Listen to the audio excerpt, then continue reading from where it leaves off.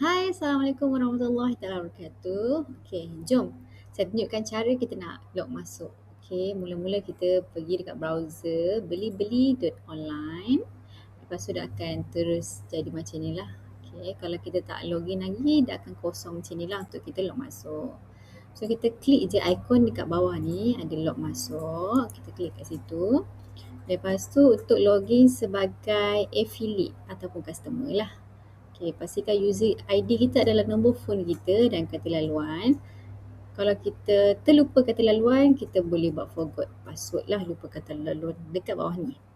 Okay, bila kita dah masukkan password dan user ID, pastikan bermula daripada 6. Okay. Dan kita klik log masuk. Bila dah log masuk, dia akan jadi macam ni lah. Dekat bawah ni ada network, reward, chat, bahan. Dan kita ada, kalau ada gambar, akan ada gambar kita lah. Kalau tak ada, nanti kita boleh set up lah gambar kita. Okey, inilah cara macam mana kita nak log masuk dekat belibeli dan online. Okey, itu saja. Terima kasih.